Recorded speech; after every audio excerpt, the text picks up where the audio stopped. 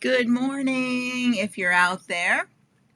I just started and I'm going to go find it on my feed here so I can join in with everyone.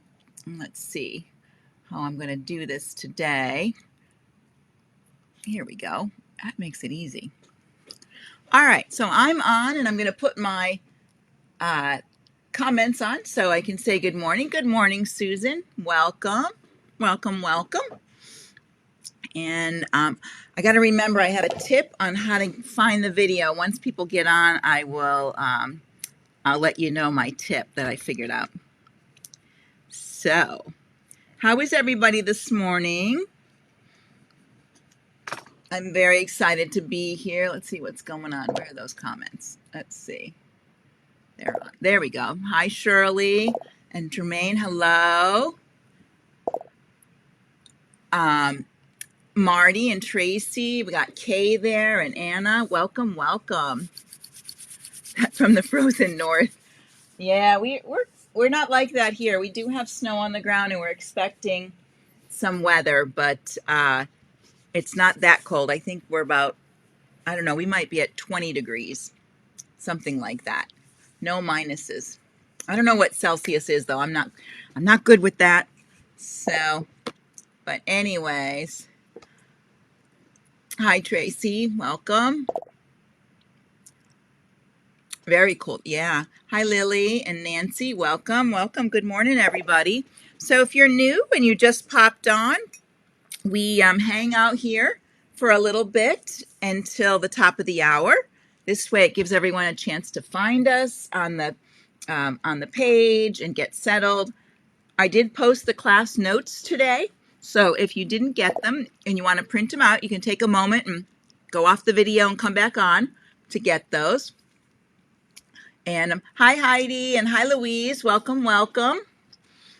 So if you want to have the notes in front of you, you can. They're always saved to the page, so you can always get them there. I have them in the guides. I'm going to talk about the guides today, too, on that part of it. And so welcome. If you're just joining us, welcome. So I am Ann Hine, and we hang here with the banner up for a while for two reasons. One, it gives everybody a chance to find the page before I actually start. And the other thing is, if I leave the banner up, when we go to look for the video, the banner shows up in the videos, in the files. So that's really nice. Well, in the media area, not actually in the files. So, hi Annika, and okay, oh, here on the West Coast, -3. Oh my goodness, that is cold. And from snowy and cold England. All right, Darlene is here and Kathy. Let's see who else we have. Sue is here and Claire and Sharon Ann. Welcome. Got people coming from all over today, so welcome, welcome. Yes, we have a fun skill builder today, I think, as we work through all the parts of the software. I think this has been a really good way to do it, and I'm real happy with how it's turning out. So,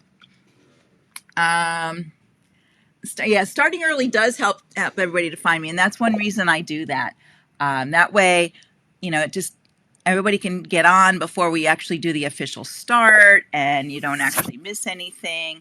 And once everybody we get going, I got a new tip for you today, and maybe I'll post it too. I think that'll be a good idea.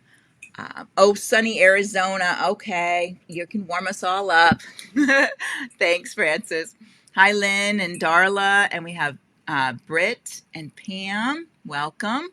And Joanne, welcome, welcome. We're counting down here to the last. Hi, Dee. Welcome. Counting down to the last little bit here. And then I'll put the camera on. Get my last little sip of coffee here before we start. And do a last hair and makeup check. Yep, it's done. I'm so good at that part. Anyways, hope everybody's doing well. Ooh, -18. Where are you, Susan? -18 degrees Fahrenheit. Where did you say you were from? I may have to go back and look. Oh, here we are. Let me put the camera on. Hey, there we are. Welcome, everyone. So let me put this up just a little bit. There we go. So how is everybody today? I know it's cold in a lot of places, so people are, bundling up and or going out and playing in it. I don't know. I did a big snow angel in our front yard, so that was kind of fun. We don't have that much. I'm just checking the messages here. Well, thank you, Marcia. You look forward to my Tuesdays. I look forward to my Tuesdays and my Thursdays too, to meet with all of you guys. Hi, June and Sandy, Candy. Welcome, welcome. Let's see. Oh, Calgary. Susan's in Calgary. Well, welcome. So today, what I want to talk about first is, and you're probably already on, so it wasn't probably a problem for you. But I am going to post it to the page because sometimes people have trouble finding the video, and I do too. And because I like to put it on my iPad so I can get the comments over there, and I don't have to have them on my computer screen. So I just have too many things on my computer screen just doing the capture, the screen capture and everything. So what I did is I go to, the tabs across the top. There's one on my iPad, it says more, and then under there's media. And under media, there's videos. And when I click on videos, the first video is the video that's showing, which is this video. So I just click on that and it takes me right to it. So that's a little bit easier if you can find that. So it depends on your what device you're using as to which way you're going to look at that, because not all of them are the same. The tabs are all the same, but sometimes you can see all of them. Sometimes you slide them over. Sometimes there's a little drop down. But the videos are either under media or they're under videos or photos. So, Facebook does it that way. But I also, I'm going to talk about the guides today. I also have been moving everything into the guides. So let me just double check over here. We got a few more people watching. Very good. All right. Got a nice group of people, a little over 50. That's nice. So as I said, if you're new, I'm Ann Hein. I am one of the educators for Janome America. And my official title is Embroidery Software Specialist. But I kind of do a lot of things for Janome. When we were traveling, I did travel to quilt shows and other trade shows, and I worked the booth or the classroom. So some of you may have gone to one of those things and seen me there or met me there. Or I go to dealer events and I do things in dealer stores too.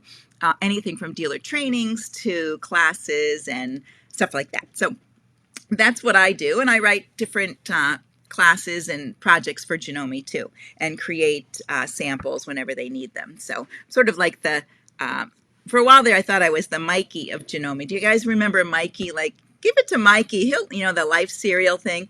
Mikey will like it. And I felt like that one year because there were a lot of assignments that they'd send me at the last minute. Can you do this one? Can you do this one? And I was taking them all. Like, okay, I'll do it. I'll go to that one. So, but I love it. I love my job at Janome. And I love being able to connect with all of you on Tuesdays and Thursdays about the Artistic Digitizer software. I love this software. And I can see by what people are posting to our page that you are liking it too. And I love that. On Tuesdays, I do the Skill Builder, which is more of the basics of learning the software. And then on Thursdays, we do the AD Create It.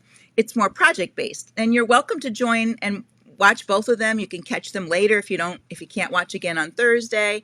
But I try to do a little project on Thursdays where we use the software and we make something so that you can have some practical. And then everybody starts posting. And if you've noticed, people posted, let me see if I can grab them. I put them back here. And maybe I can't. Hang on a second. Let me move my camera. Whoop, this way. Here we go. We made these little things. And you'll see people were posting these, all different ones of these. These are a little woven basket. It's done in your embroidery machine. It's a project in the hoop. And this was last Thursday. So if you go look at the Skill Builder, the AD Create It from last week, you'll see that. All right. So welcome, everyone. Welcome, welcome. All right. So let's get going on what we have to do today. We have a lot of things to cover. And the first thing I want to talk about is we talked about the videos. And you used to have to go and find where they were and then go through that. And then you'll see them all on that big list. And you can't tell what one is because even when you hover over it, unless you see the banner, unless you hover over it, it doesn't give you anything. So you have to open it.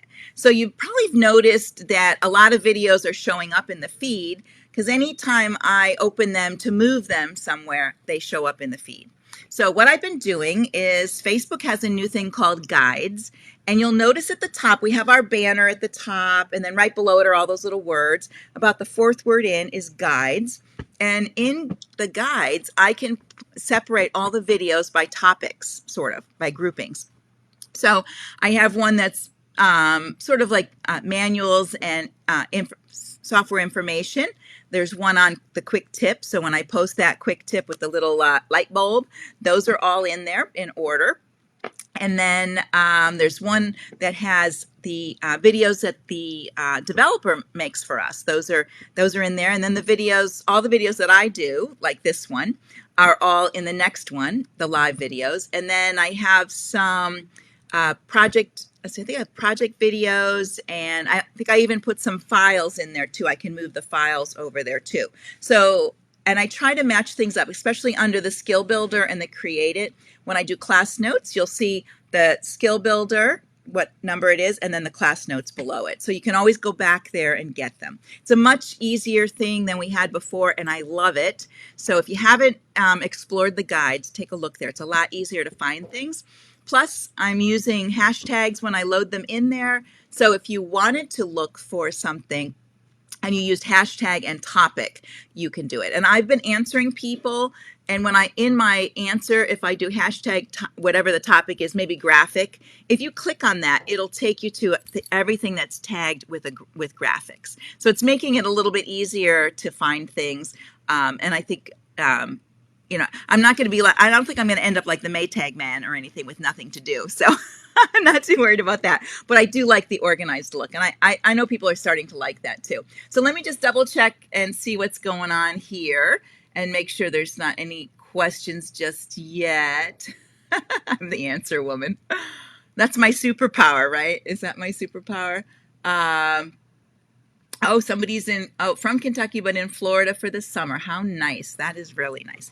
All right. So that's what the guides are. And I did list them here. The manuals and the update information, that's going to be at the top. Quick tips are in there. The skill builder series, the create it series, the artistic digitizer videos by topic are the ones from our developer. And then the AD live videos by subject are the ones that I do weekly. Well, the old ones, they're last year's. They're all of last year's. And then I have some on the Artistic Edge cutter and other cutters. And then projects and instructions, fonts and built-in stitches, embroidery designs, AD worksheets, and videos for the worksheets. So they're sort of all grouped. So even our files, I've been bringing those over and putting them in there too. So you'll be able to find, it'd be like one-stop shopping to find everything that you need. So hopefully you'll peruse through there and take a look at all of that. So also, if you have questions today, I am going to be checking quite a bit. So if you have questions, just post them over here. And if I miss your question, either ask it again, or I will check afterwards. And when I finish today, I usually go have lunch with my husband, and then I come back in the afternoon and answer any questions and catch up, unless we have to run out, and then I do it a little bit later. If I totally miss it, you can always PM me the question too. But it's nice to have it on the page because everybody learns from those questions too. So don't think your question is too small, because you never know where everybody's in a different spot with the software. And we also have some of our members that answer for me too. And our developer is on here. He answers for us too. There's a couple people from our development team. So it's always nice. We have a lot of people that can answer and offer suggestions. I have been closing comments after we get the correct answer in there. I've been closing the comments just so we don't have a lot of times, and I've done it too, where I just answer and I haven't looked at what people have put already, and the answer's already in there. So, and I've done that on other pages. So now I'm starting to close the comments. So if you notice that, don't be offended that I closed your comments. It's just that the answer's in there already, and we just don't need to keep answering, the same thing over and over. The other thing is we have had a couple of people asking that they'll digitize for you. And I've started now. I was nice and was asking people not to do that. And I would send them a little message and then they would do it again. And so now I'm really just going to start blocking them, because the point of our page is to learn the software and not have someone digitize for us. And if you need someone to digitize for you, you can do a search on Google, or, you can find it if you really need that. But the point of our page is to learn the software. So I'm trying to, clear those off of there. And I think that's everything on that kind of upkeep. So as I said, questions. Do we have any questions from last week? What did we do last week? We worked on, to get my notes, I don't know what we worked on last week. I have Thursdays. I don't have Tuesdays. But are there any questions about anything we've done in the past? I'm slowly working through, we've done the welcome page, and I was just laughing at someone, well done at blocking. Yeah. I think somebody went out and made a new page like within an hour and came back in and asked again. And I was like, no. So anyways, so we've done the welcome page pretty well. We're talking about the tools along the top, and I'm working my way through. So anything we've done prior to this, and did anybody do their homework? Your homework was to play with the digitize tool. And I don't know if anybody went in. I explained last week that you can change the type of digitized tool that you use. And I was hoping everyone would go in and to their preferences and tool option. It's either tools and tool options, or preferences, and under the artistic sign on a Mac, and preferences, and then you get the window. And if you go to tools in there, the digitize tool is there, so you can change that. Oh, so you did that when you first started. Okay, let's see. Oh, somebody's replying. What's going on here? Are you guys making plans without me? There you go. Oh, from Lafayette, Indiana. Okay. I did a couple events, some trainings for a dealer in Indiana, and then my sister-in-law lives there, and my mother-in-law was there for a while, and so I would go, when I had business, I'd go visit them, so in between, so that was fun. So anyways, questions. I'm going to wait for just a second to see if there's any questions. Oh, good. Paula watched the videos on the different types. So in your help files, you'll notice when you're online and you go to the help files, there are embedded videos, so you can watch some little videos. So there are some videos on the digitize tool. I believe as I get through all the videos, there is a video from the developer that will be in our guides on the digitize. It might be there already. I've just been trying to, every night I do a few more and transfer them over, so to get them in there. But yeah, take a look at that and play with the digitize tool just a little bit and get used to using that. It's very handy.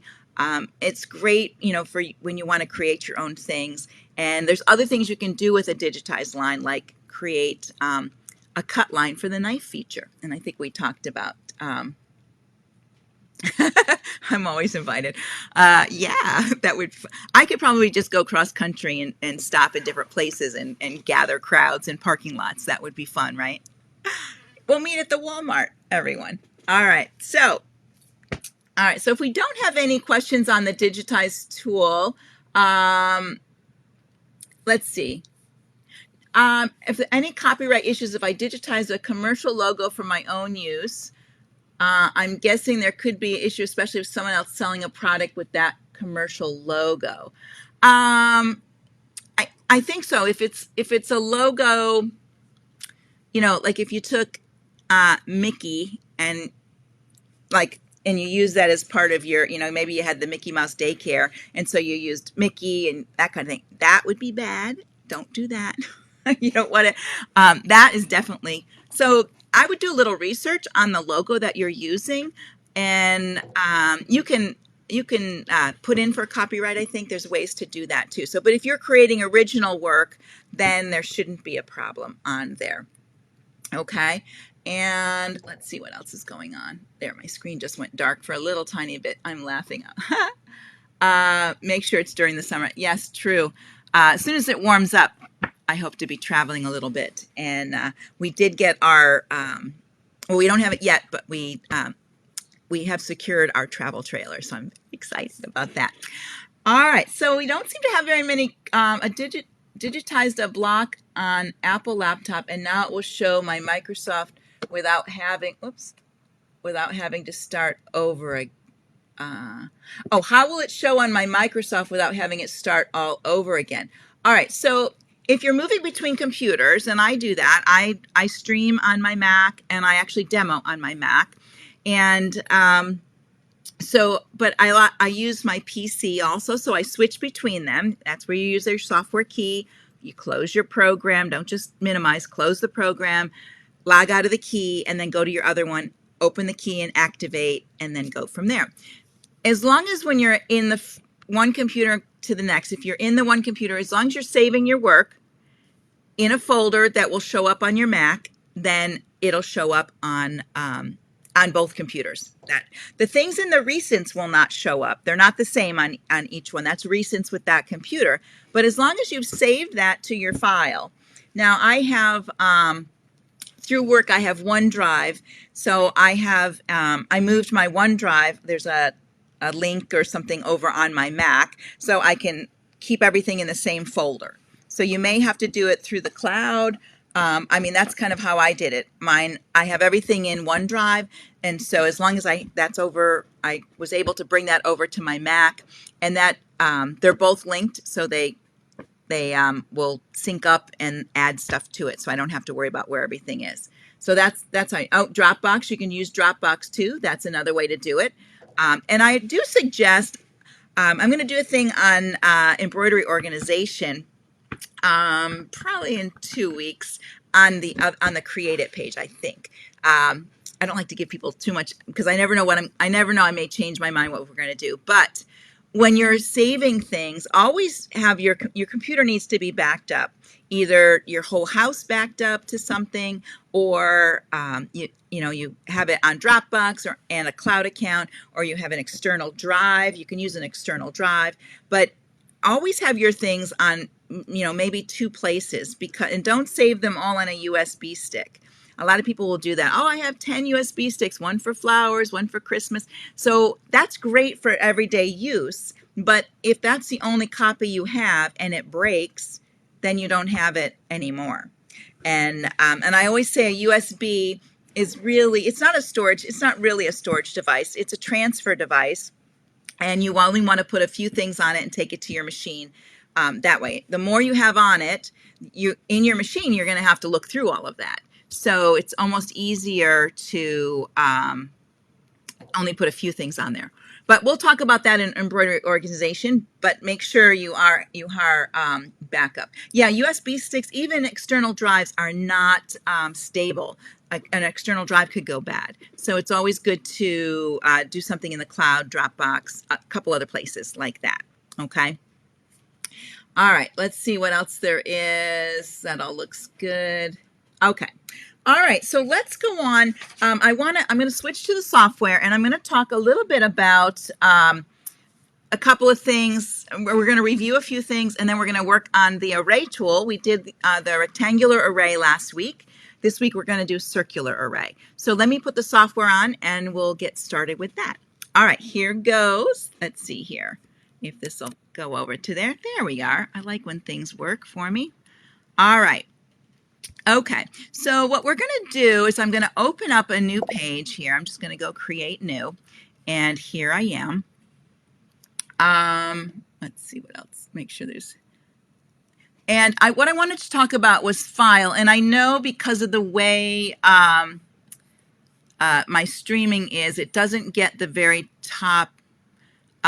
It doesn't get the top of the screen for some reason. I don't know why it doesn't. But right up the very top, you have a ribbon, and it'll say File, Edit, View, that kind of thing. So we want to do File.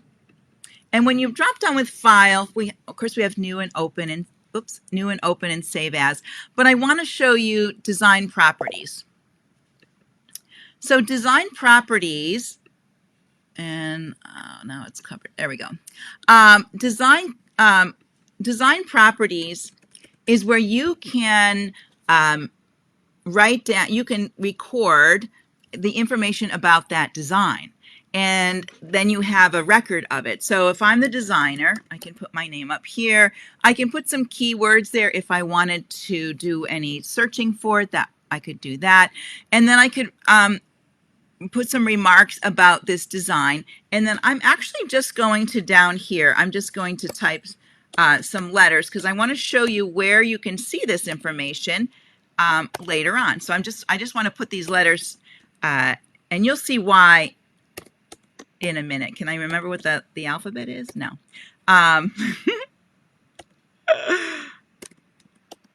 Okay, I think that's enough. The other thing up here, there's general, these are your general comments about that design. So if you were doing an applique, you could type in the order of your design. So you might want to put, so I said love this square because I'm just going to put a square in there. But if this was an applique, I could put applique, and then I could put, you know, color 1, placement, and so forth. And then I could put, you know, color 2 is, you know, my tack down. Or anything I want to remember about that design, I can put it right here. Then under Optimizer, if I change anything under Optimizer for this design, I could save it right in here too. So I have that information. And we'll talk more about this as we go along. This right here, trimming distance between objects, that's the space, that's that little jump thread. And there's a video on that pertaining to letters, but you can look at it there too. There's a video in the ones that come from the developer on trimming distance. So you can take a look at that. So these are some different things that you can change that are to optimize your embroidery to make it better. The applique frame out distance, that is that little, when you do an applique, your machine will move to the side. That distance, machine reads it as a jump stitch. So sometimes you have to make it smaller because it jumps outside the hoop and then it won't allow you to transfer that design. So there's the information you can write about your design, and then when you're done, you can just do okay. Oh, Susan was late. That's okay. Oops. No. Here we go. Let me get my comments back. There we are. Let's see. Make sure we don't have anything happening there. Hi, Sylvie. All right. So I'm just going to make a little shape on here like this. I think I'll just do like 2 little shapes. All right. Now, where do you see that information? You can see that information under the print tab. And I might have talked about this before.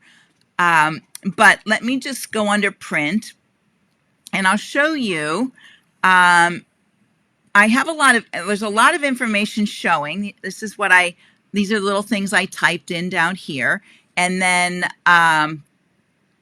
there's more information over here, and there's the header and more information. And here's my design and all of that. And over here, I can add or subtract the things that I do or don't want on this design. I can do design only, and it's just going to tell me that my design, if I had a name up there, the name of the design would be there.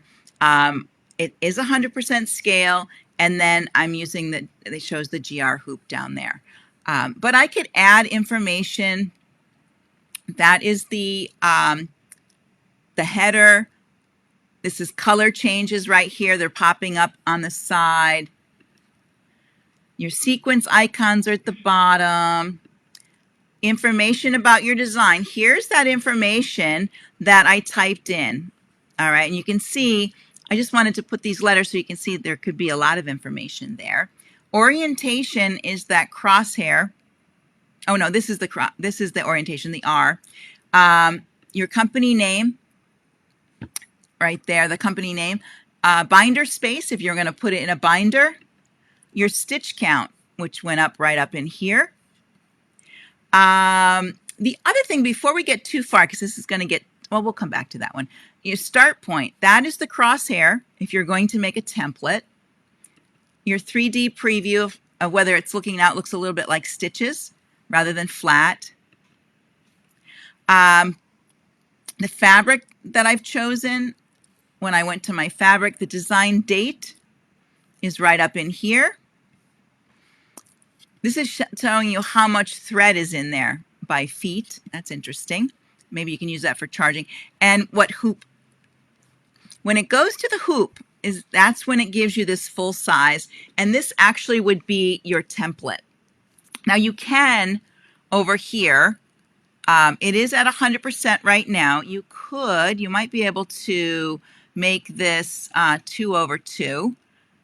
And it's still at 100%. I can see right here it's 100%. So I could print this out like this, and it would give me, and I would have to tape it together, and it would give me the same size to use as a template. If I went smaller, let's do, you can see up here, it's like, I think it's, I can't see it, but it's like 30%, 50% scale right here, 50%. And then if I brought this one down, it's going to be at 30%.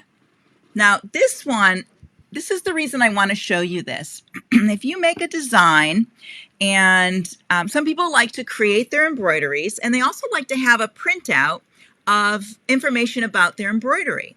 So if you came down, if you did this and you went 1-to-1, this would not really be a template for you, but it would be a picture of your design.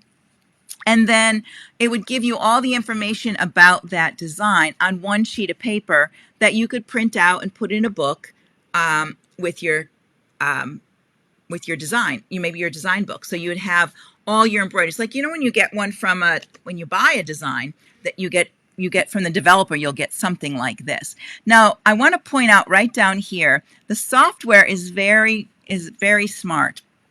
Based on our fabric choice, it will tell us right down here under information, it will say fabric, and it said I picked standard normal light, and it shows bottom stabilizer, one piece of non-woven cutaway, tear away, and let me see if I add one here, or similar, and it sort of put it on the other one. So it tells you right here on your design, right in your printout, and would be what stabilizer to use with your product.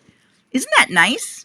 And it's based on that fabric that you chose at the beginning. And of course, you can change your fabric and then take a look here, and it'll give you an idea of what to use for your stabilizer. And I think that's really nice when you're first beginning. Sometimes you don't know what to use. This is a recommendation. It's up to you what you use and what you don't use. If you removed some information from here, let's say I didn't want the sequence. So let's say, well, I don't need the hoop. So maybe that would make things smaller. Let's see here. Let's take this one away. If it'll do it for me. I don't need 3D preview. Maybe I don't need sequence icons. That's what I want to take away. There we go. I do want my color change. So you can decide, you can tailor this to what you want to do.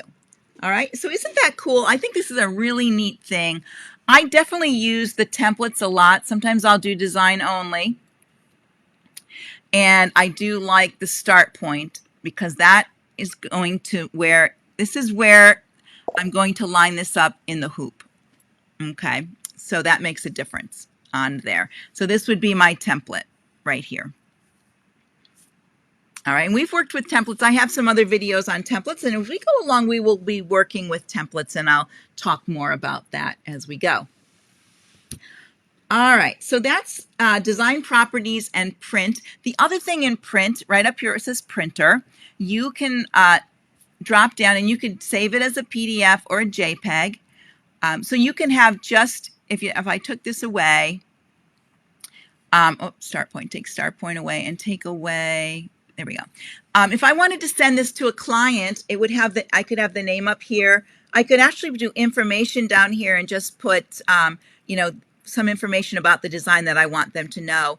And then I could save it as a JPEG and or a PDF, and I could send it to them for approval. Like, do you like this? Do you not like this? So there's these neat features within our program that we don't always know that are there, or we maybe forget to use them, or that. And I don't know, I think this is very handy, very, very handy.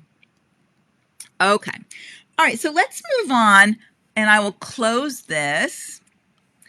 The next thing I want to talk about, because we talked about everything up through fabric, and we've talked a little bit about techniques. I want to open techniques, and let me close it really quick. When you go to hover over this, do you see it gives the shortcut for your techniques? So, and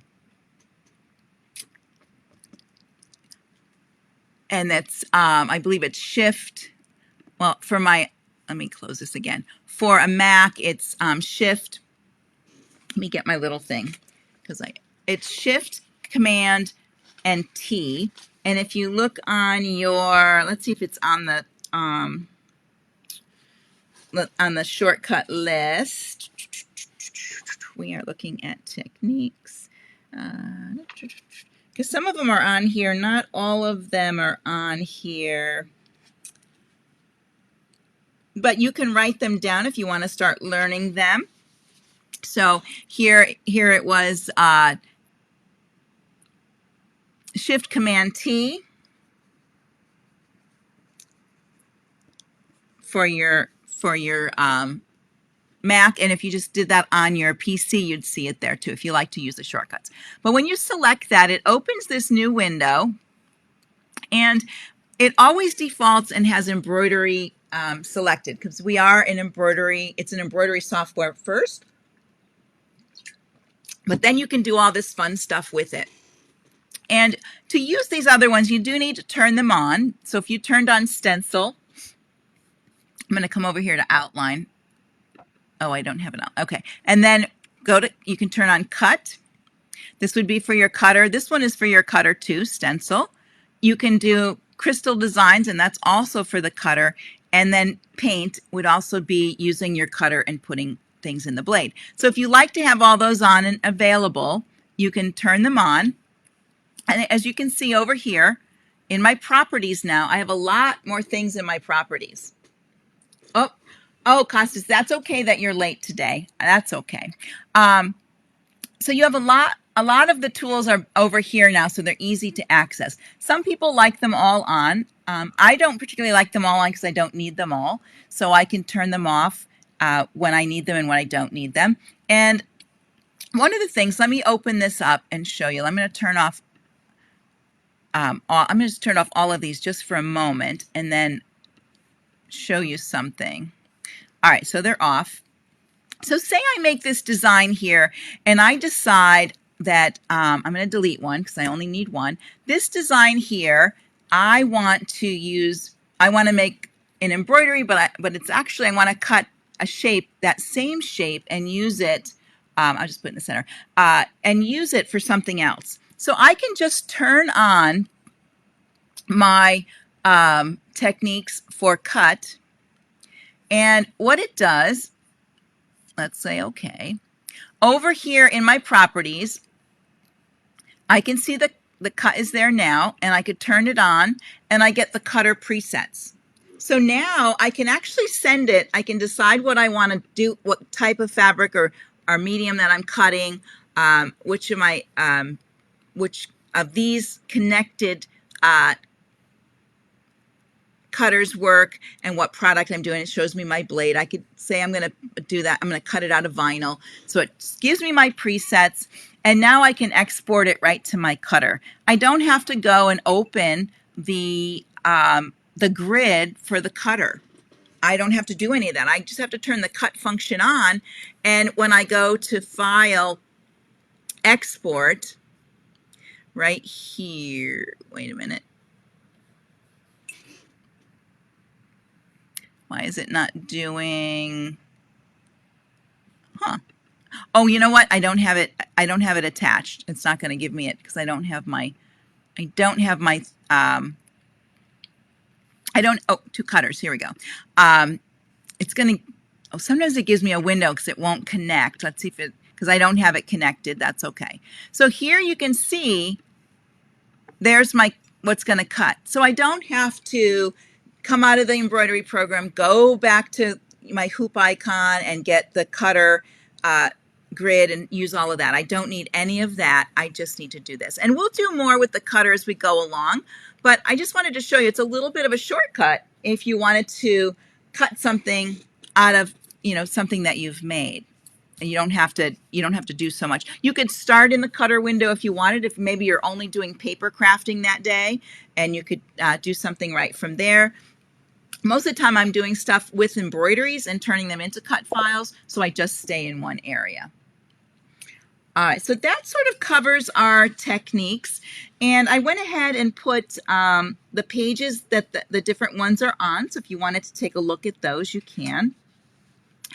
And then I want to talk a little bit about properties over here. And I did show you when you add your techniques, how you get more tools over here. And that's a nice thing about our software because you don't have to have everything out all the time. And it's like having too many things on the table and things fall off. This way you only have the thing, you can add things as you need them.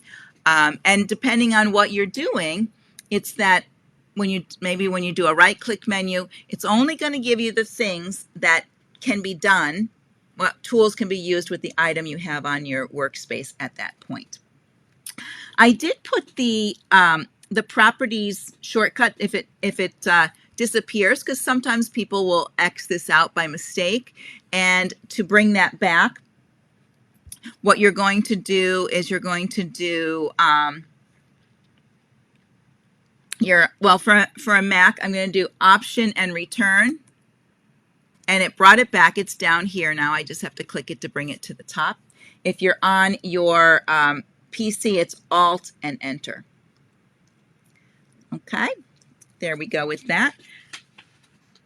You also want to, when you're using things that say F6, you do need to use the function, the FN key, and then the F6, like it says down here for shapes, the different shapes that you can recall those pretty easily. So we're going to move on to that. We did do our fill patterns, and there are some videos now, some really nice video in the guides on the different fills. Our developer has done those for us. So make sure you check those out. We did talk a little bit about fill patterns, and I'll show you those. And I see your question, Lynn. I'll be right with you. So if this is a fill, right up, I'm going to use the click over here to fill. Under step, I have stitch fills like that. And let me scroll in so you can see. And I also have pattern fills. So let me go back to a plain one here. So I have pattern fills. And you have satin fills, and you can have patterns with your satin fills too. Sometimes if this didn't have a pattern and it was a satin fill, this is way too wide for a satin fill, so you could come in here and add a pattern. Anytime you have a satin or a step fill, you can add a pattern. Maybe your pattern, you need a pattern in a letter. Maybe you made a letter very large and a satin fill with that. It's better to use a pattern with your satin fill. All right, and we did a little bit about that. So if you look under the videos, in the guides, there's a video on step and fills.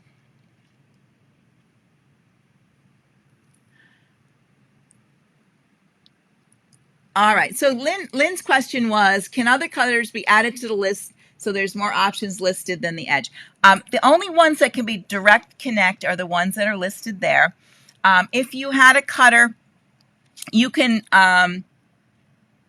export as SVG to a USB and then take it to your cutter that way and bring it into your cutter. Right now, that's all. Those are the only ones we have on there. I don't know if that's going to change or not, but that's what we have there. Have I shown in the past how to make freestanding lace ornaments? Really like those. I have not. It is on my list of things to do, so you'll just have to watch for that to come out. Making lace, there's a lot to, when you make freestanding lace, there's a lot to making freestanding lace. You could, let's go back to step and put this at plain and put in something like this. You could turn this into you could stitch that onto something. It could be lace. You could stitch it onto water-soluble stabilizer, the wash-away stabilizer, and we'd have to put an outline around it. But when you're creating freestanding lace, there's a few things you have to remember about that. So I don't want to go into that, but watch how your freestanding lace stitches. It's all about underlay and placement of stitches so it all holds together. And there's a little trick things you can do to make some mock lace. And we will be doing that, but that's going to be in a Create It class on a Thursday. Okay. And another thing I want to just review really quickly is slow redraw. And just remember, slow redraw is your friend. And you can always has a short it has a shortcut too. And I think I have a typo in here. It's actually, oh no, that's the page, and there's where it is. So slow redraw can save you when you've resequenced something or when you're creating and you realize you've put something out of order. So you can either drag along like this with the circle, or you can set it to run on its own, and it'll run on its own and do its own thing. Or you can do it quick. So I really like slow redraw. I will check that a lot of times before I get done so that I make sure I haven't put anything in the wrong spot before I start stitching. We did a lot with shapes. So here are your shapes over here. And when I did put the quick keys with the shapes, so if you like to use those, you can use them. But just when you pick your different shapes, you will get sometimes you'll get some menus up here. Like when let's see, Pi will give you a menu at the top there, so you can change your start and stop angle. You can also click Edit Nodes, and you can change those angles yourself here. And then this sort of does the skew kind of thing with it. There we go. That could be kind of fun. With rectangle, last week I showed you roundness and in the Create It. So let's do this. We're going to put roundness at 50. And when I click and drag, see how it has round corners now? So that's another thing. It's one of those things where sometimes when you use a tool, you get more menus with it. All right. And let's see, and polygon is the same way. There's some tools with polygon right up here, number of sides. So if you wanted something three-sided, you could do that and get a nice triangle if you needed that. And then, of course, your star shape, you can add or subtract the number of rays. If you wanted to make maybe a sun, you could make a sun like this. There you go. And you could change the start angle and the actual ray size, how pointy it is on there. So you have some options to play with when you're with the shapes. And I'd really like you to kind of play around with that a little bit and just check. Besides doing that, you can come over here and play with your fills with that shape. Okay, so that's always a fun thing to do. Alba did a live for us 2 weeks ago, I think, on a Thursday. It was one of the Create It's, and she was talking about using a frame and filling in the frame with like an open decorative stitch, and then she could put it behind her letters when she wanted to stitch it on like a towel or something like that. So you could make shapes like this and add I'm not sure which one will look good. I'm just going to try that. And then maybe you could put a letter on top of that. So there's a lot you can do with very simple things that are in the software. That's one thing I like about it, is you can create a lot without having to draw a whole thing yourself. All right, so let's talk about the array tool. So last week we did the rectangular array, and I'm going to actually delete this because I don't need it. And let's see, we'll go to this page because it's open. Last week we talked about the rectangular array, and I'm just going to make a, well, I'll do that star shape, I guess, like this. And when you go to the array, you have a choice of rectangular or circular. So rectangular, of course, will keep things all square and in line for you. And just to review quickly, you can click on these outer ones and drag them to bring them together. If you're touching shift and dragging, you can add to them or delete them. This is the little handle that will move them around. You can use this to reposition, and these are repositioning handles here. And of course, we have some new presets up here that you can work with too. So part of your homework this week is to use the array tool, especially, rectangular, because this is we've used it before. So go ahead and play around with that in the next week. And what I'm going to do is I'll just apply it. So now that I've applied it, it will stay in there unless I take parts of it out. There we go. So there's lots of things you can do with that. So let me delete that because we're going to work with the circular array right here. And what I want to do is I'm going to bring in a little design that I'm getting up here under Tools. And I know you can't see that very top toolbar, but it's Tools, Insert Symbol. And then these are the wingdings that are in your computer, in with your fonts and things like that. And I'm going to use this little fleur-de-lis right here. It's one of my favorite little ones. So these are one of those ones where you have to click and drag. So I'm going to click and drag, and there's my little fleur-de-lis. Let's just close that window. And I'm going to put it maybe right here on my line. You don't have to, but that's where I'm going to start with for this circular array. So I have my design there, and I can come down here to the array, circular array, and click on there. Now, wherever I was last is where it opens to. And first of all, I want to go over the window up here, and then we'll talk more about what's down in here. You can input start and end angles, your step angles, your step count. That's how many go around. You can clone your objects just like these are all just like in the rectangular array. When you clone them, that means if you make a change to one of them, like edit one of them to be a little bit bigger, or you do something to the outline of it, it changes all of them. So that's a good thing most of the time. And you can have your pieces go in a clockwise or counterclockwise. Here are the presets. There's some new presets here. We didn't have those presets. Contour steps. Those are, I'm going to add 2. Those are how many layers outside your center that you have. Okay. And I'm going to go back. Let me go over here. And when you do that, you get, let me go back to 0. You get another tool. If I go back to 0, when I change my contour steps and I add them, I can get equal steps. So I can select equal steps and I can make them equal distance apart.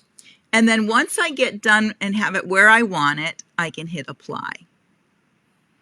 All right, so I'm going to take away the contour steps, and we're going to look at the array itself and see what's going on down here. Now, I'm actually going to turn this just a little bit like that. See how there's a green line and a red line here. The green line is the start of your array, and the red is the end of the array. So when you click on this node, it moves the design around the line. See how it's moving the design? Now that also is moving the start angle, end angle. All right, it moves the angle of the design right there. So you can do that, and it also moves the position in and out there too. On the red one, that moves the distance of the designs to each other. So I could bring them all over to one side. I could bring them all like this, however I want to do them. Also, when I'm holding this one, if I hit shift and drag, hang on a minute here. Let me get this down here and then trying to drag here. Let's see what's going on. There it goes. I can add more, just like we did in the rectangular array. You can use shift and add and subtract how many you want. So let's say I want these, but now I want a full circle. I can use my preset. I don't have to figure out what a full circle looks like. Okay, I don't have to figure those angles out, and I could change my step count. Maybe I want 9 of these, and it'll make it a perfect circle for me. I don't have to go around and figure out what is that angle, what's the distance. I don't have to think. I love when I don't have to think for this kind of stuff. That's great. So let me show you some more tools. Just like on your rectangular array, you have the rotate, and it rotates the odd ones. And then you have your mirror image over here. Let me make these. Let me make a few less here. Go back to 7. There we go. So you do have your mirror image, so you can mirror image them right there. And you have your rotate. Oops, I keep hitting the other mirror image one. There we go. You can rotate them around like that.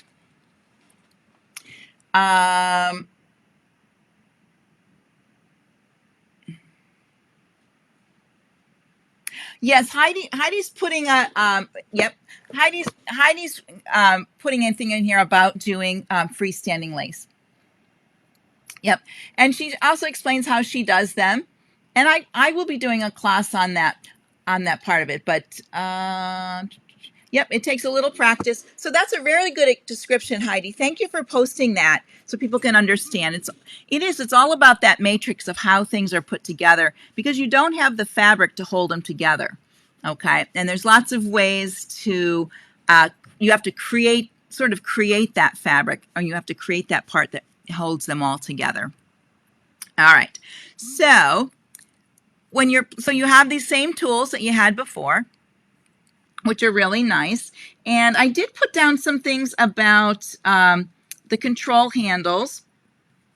So if you touch shift and the red one and you're moving it in and out, it keeps them equidistant as it goes, and it doesn't change the arc at all.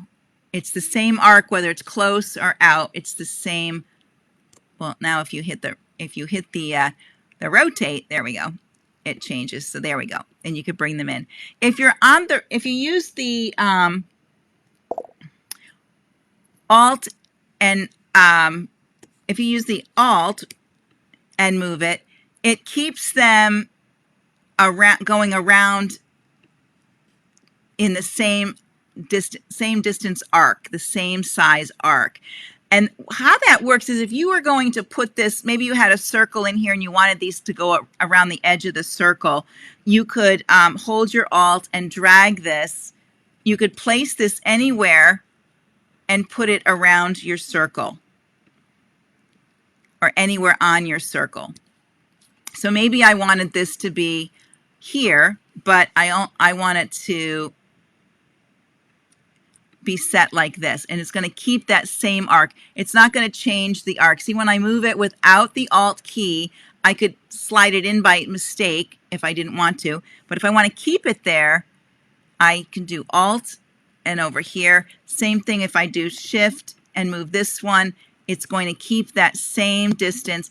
If I just moved it myself, I might turn it somehow. This keeps it sort of in place, if that makes sense to you. So I want you to play with those tools and try that with it so you can kind of get a feel for it and get more comfortable. So let me show you something. I'm going to switch on my camera, and I'm going to show you something you can do with the array tool. Then I'm going to come back and show you how to do that. So let me put on my camera. Let's see, get the camera here. There we go. This is a project we did at Christmas time, okay? And this is it's a little gift bag, but if you can see, I'll turn this way. You can see my name in there. I used the array tool to make this snowflake kind of thing. And you can do that with lettering. You can do it with a design. So let me show you how to put that all together so you have something you can play with a little bit here. So we'll go back to the software. And, oh, perfect. I'll show you, Candy, I'll show you a perfect circle in just a moment. All right, so let's go back to the software.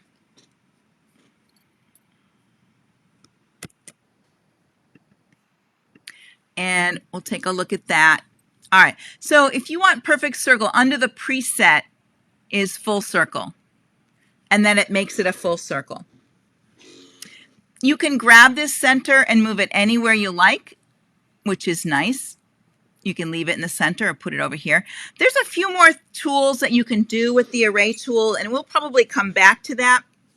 If you look at the worksheets, and I don't know if I have all of them in the guides yet, the worksheets that came from Janome UK, they use the array tool in there, and they do a couple things with the array tool a little differently, or give you more tools to use with the array tool. So there's more that goes on with that. But I just wanted to give you a start with it, but you can also look at those worksheets. If they're not in the guides, they are in the files. All right, so now it's a perfect circle. Some fun things you can do with this, I could drag these in so that they're touching like this. See how they're all touching? Kind of nice. We'll go in real close and see. They're overlapping. So now that I have them overlapping and I'm like, yep, I like this. I want to keep this little thing. I can hit apply. So once you get done, you want to hit apply so it makes your piece. And now that it's like that, I want to put it all together as one. And you'll notice up here now I have the shaping tool. I could right click and get shaping too, but I'm going to weld this together. And now I have one design. Look at that little design. Isn't that cool? I think it's pretty neat. It's a pretty neat design. So with that, you know, I could change my fills with that. If I wanted this to be a satin fill, I could put a satin fill in there. And these might be kind of wide for a satin fill. So I could come down here into a pattern and maybe, let's see, maybe I want to use wide satin in there. And what it does is it puts a little kind of a divide in my satin. So I have that. Maybe I don't want the outline, or maybe I want something to do with the outline. I could always delete my outline. But there I have a nice, I could stitch that on a piece of fabric. Maybe I wanted to, maybe I would make a perfect circle around it, and I could make a, like a doily, like a embroidered doily. I would actually embroider it on fabric. I can't do this as a, as lace just yet. It would need a few more things with it, but you could stitch this out on fabric somehow. So, okay, so here's a good question. What is the difference between weld and combine? Weld melts it together, okay, and makes it one. Combine will bring it together with jump stitches sometimes. All right, so if you had two things on there, and combine will pick, and when they're laying on top of each other, combine will pick the more dominant one and make a change that way. So weld will bring all the pieces together, kind of melt it together. That's sort of what weld is, and combine does not do that. Combine makes a decision. If they're not close enough if they're not touching, it'll combine them by jump threads, or it'll decide which one needs to be the dominant one, and it'll combine it that way. Sometimes you lose a piece of it when you do it that way. All right, so that's one of the things you can do with it. And the other thing is, let me go open a new page, and I'll show you working with lettering. Um, oh, somebody's having some bad internet. I know some days, I mean, last week I had a terrible time on Thursday. I had to redo my Thursday one. All right, so let's go to lettering into text.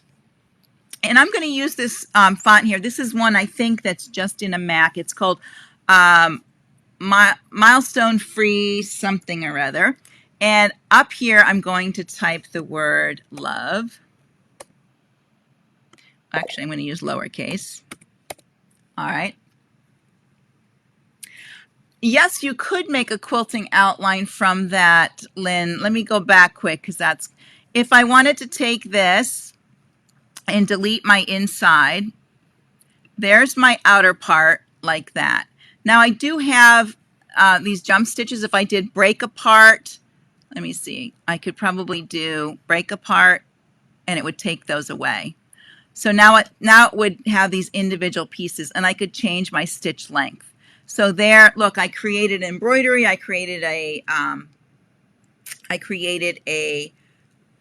quilting design. I could make this a cut design and send this to my cutter and cut this out of paper or vinyl and put it on something. I've done a lot. This is a really, I've used this design for crystals and made crystal overlays and put them down the sleeve of my shirt. We'll do a thing on crystals. But see how one simple little design, how many things you can do with one little design? And I didn't draw. I'm just using my finger and, you know, it's the same one I run the microwave with, so it's a miracle. It's a miracle. Good thing, Lynn. Thank you for mentioning that. All right, so let's go back over here. Here's the word love. Now, one thing with this word love, you can see that it's not really connected. And when I do the snowflake type thing, when I do the array with this, if I wanted to do an auto border, I would need these really to be connecting. And so I could click up here to, click on here and edit nodes. And I can move these together like this so they're touching like that. So now they're touching and I can actually weld these together if I want. So I'm actually going to, I don't like the outline, so I'm going to take the outline away. And I'm going to weld this together. In order to weld this, see I don't have it up here, I don't have shaping. I need to convert this to curves first. I need to give it the nodes and all the things that it really needs to be able to work with it further, to edit it. So now I think I converted. Yep, I did. So now, let me click off, click back. Now it's all one piece. Sort of. Let's see if we can do this again. Yeah, that's not what I want. I want to select it. There we go.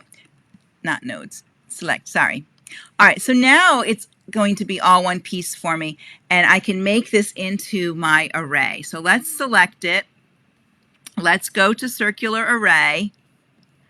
Let's pull these out a little bit. So as I pull them out, see I'm using the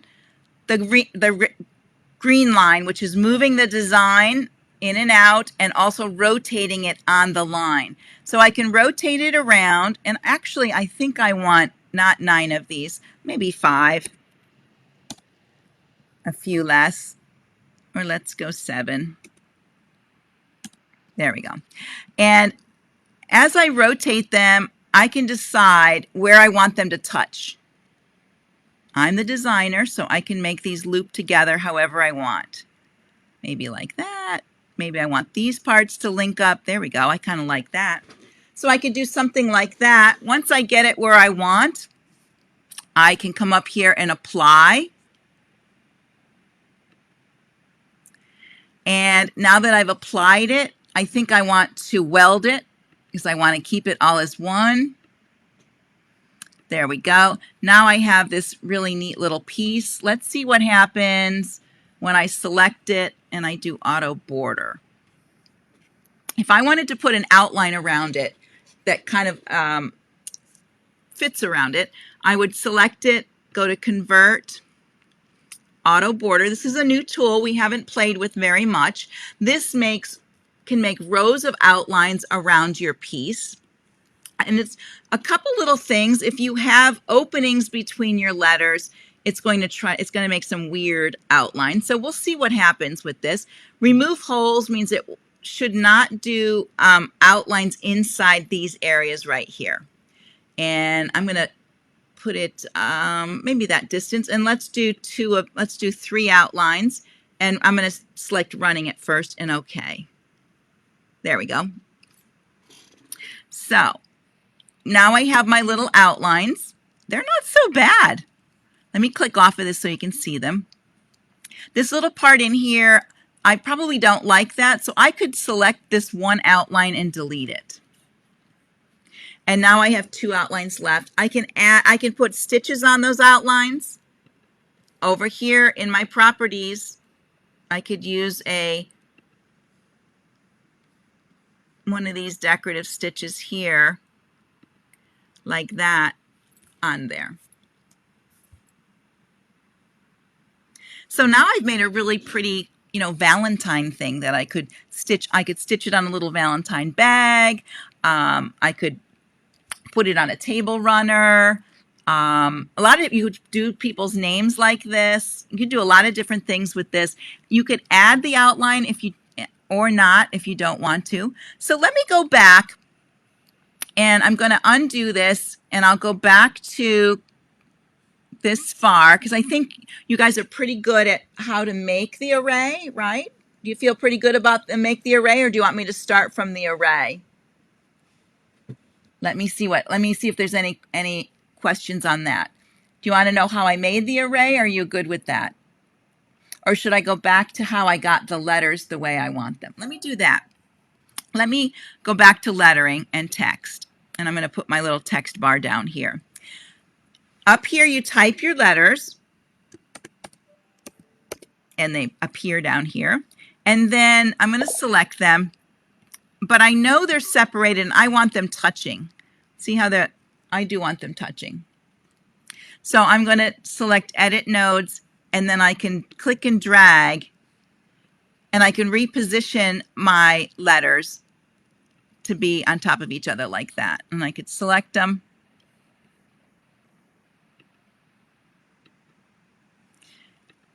And bring them together. Now I'm going to delete my outlines because I don't like outlines. There we go. From there, that's what I use to make my array. So I selected that, went to my circular array. Now what's going to happen, it's going to be here in the middle. So I'm just going to grab it and bring it over here. Actually, I'm going to bring it to the side. It's always going to default to the center of your hoop. So here we go. I could bring it around this way. Whichever way I want to turn these. Ring around the love. There we go. Something like that. Okay, so that was the basic part. Once I have them, you want them overlapping if you're going to weld them. They need to overlap just a little bit. So you find the position you like the best in your overlap. Make sure you hit apply. And then you can weld it. You have shaping now and weld. And now it's one piece. And you can go ahead, select it again, go to your convert, and auto border. We'll do more with auto border as we go along, but I just like to pop it in there just to give you a little playtime. We do have Valentine's Day coming up. You might want to do some fun things. You can change the distance here. Maybe I want them 0.1 apart. You can change how many you want, and you could do them satin if you wanted, or running. I'm just going to do running, and now they're a little bit further apart. And they're all individual. I can even edit them if I want. Let me delete one of these, and if I wanted to edit the nodes, I don't like that. I'm going to delete that one too. I just want this one, but I don't like that pointy part right there. I can edit my nodes, and I can click on that one and delete it. I can play with these little handles, and I could go around and fix my outline to be more smooth. We will cover editing nodes too. So I just give you a little tidbit so you know where they are, but we'll be covering edit nodes quite extensively. I love playing with nodes. All right, so I'm going to go back to the camera. We're just a little after 12, and let me put the camera back on, and we'll go from there. Let's see here. There you go. All right, so did you like that, everyone? Gives you a little bit of something to do. You can try something like this if you want with your you can also put in the center that you could use one of the clip arts and put a heart in the center if you wanted to. These make nice candle mats. You know, people use those little, or even mug rug. You could do a little mug rug. Ooh, I'm getting so excited. So many little things. So, right. So Lynn is saying she likes the array tool for quilting blocks. Yeah, there's a lot you can do, even with the rectangular array. I know Miriam there is a video with Miriam where she uses the rectangular array. I did one that went after it too, because she had a little trouble with her seeing her computer screen. But you can use the rectangular array and shapes and make quilting designs too. So there's lots of ways to do lots of fun things with this part of it. Just to let you know, your homework is to use that array tool, both the rectangular and circular. I want to hear about that. If you make something up, you don't have to stitch it. Just post a picture of it. What you can do, you can always drag it to the side off your hoop if you want a nice white area, and you can do a screenshot of that, or just keep it in the hoop and post it to the page so I can see what you've done with it. And also, you know, your shapes, use your shapes a little bit. Maybe you'll do a circular with a shape from the shapes tool. And then you can use your fills too. Play around with your fills a little bit, get comfortable with where they are and what they look like. Oh, Miriam is one of our educators, Miriam Coffey. She is one of our educators. You might have seen her. She has, sometimes she has red. She's a ginger, but so she has like yellow in the front of her hair. Sometimes pink. And she wears it up in a bun, and she wears very retro clothes, and she's such a sweetheart. Her and I worked together. We did an event. We did Institute 2 years ago for Janome. And we had to do 3 things in our classroom. We had to show the new 6700, the Artistic Digitizer software, and the long arm, and the software that goes on the long arm. So we had like 3 hours to do those 3 things plus take a break. And we did this we did it 3 times or 15 times total. So it was 3 times in 5 cities. And we had a blast. And she's taller than me and she's younger. We're about 30 years apart.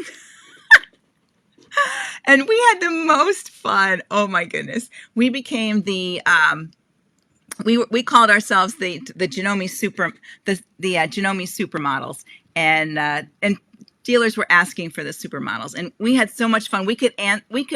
Our presentation, you know, we each had our own part to do, but after a while we were just doing each other's parts.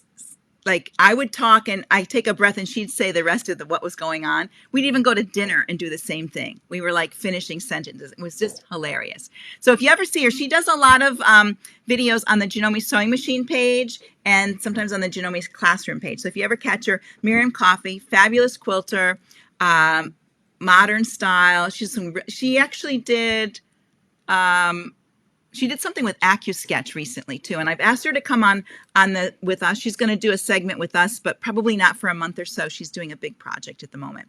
But talking about Janome Sewing Machine before I let everybody go, Friday, I'm doing a segment on the Janome Sewing Machine page. That's the other Facebook page, the main page, on navigating your sewing embroidery machine. And even if you have just an embroidery machine with Janome, this will pertain to you too. I'm going to cover some things there. So, yeah, we're like sister. So yeah, so definitely check it out. That's this Friday at 3 p.m. on the Janome Sewing Machine page. I'll be there. Alba is doing a segment on Wednesday on the page. If you like Alba Feketa, she's doing one on Wednesday. And today at 2 o'clock is Joanna Marsh. She's one of our Janome makers or artisans. She's doing, I can't remember what she's doing, but she's doing something too. So it's a busy week. I think I might have posted the schedule to our page for that too. So that's over there. All right. Let me make sure there isn't anything. I know Henriette remembers what we did. Yeah. I just have to tell you really quick because I miss Miriam. I miss all our educators so much. But Miriam and I, there were 4 of us that did this event. We did 5 cities together. We were the roadies that set everything up. We did our presentation and we tore it all down and we moved to another city. So it was like several weeks, but it was really fun.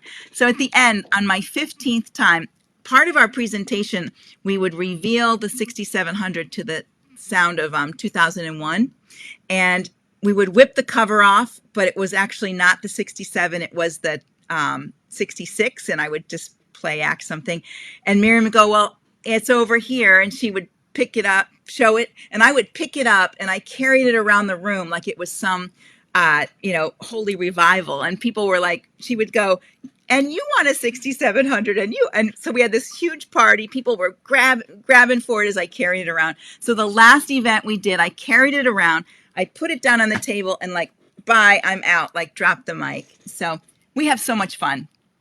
And so I really look forward to when I have to work with her. A lot of our educators, we just have a blast together. Let's see. Is that another? You don't need to sign into. You just have to. Well, go find it on the Janome. Do a search for Janome Sewing Machine, and I think you just follow them, and you don't have to sign up. For the classroom page, you do have to sign up, but it's just a. There's a few little questions you can answer, and then you just get accepted into there, and then you can watch all the videos and stuff. I have videos over there too. Miriam does. All pretty much a lot of our educators do. I don't get to the UK, Claire, but I would love to. I would love to travel a little. Well, hopefully once they open we can all get out and about. I would love to travel internationally for Janome and go other places. That would really be fun. So who knows? I never say never. I might get there. One never knows. All right, so I'm going to let everybody go. I will see you, if I don't see you Thursday for Create It, AD Create It. I'm not going to tell you what we're doing. Last week I popped that out early. I'm not going to tell you. It's something Valentine oriented, so you'll have to pop in if you want to see that, or you can always catch it later. And if not, I will catch you next Tuesday, same time, same bat channel. Oh, set our alarm.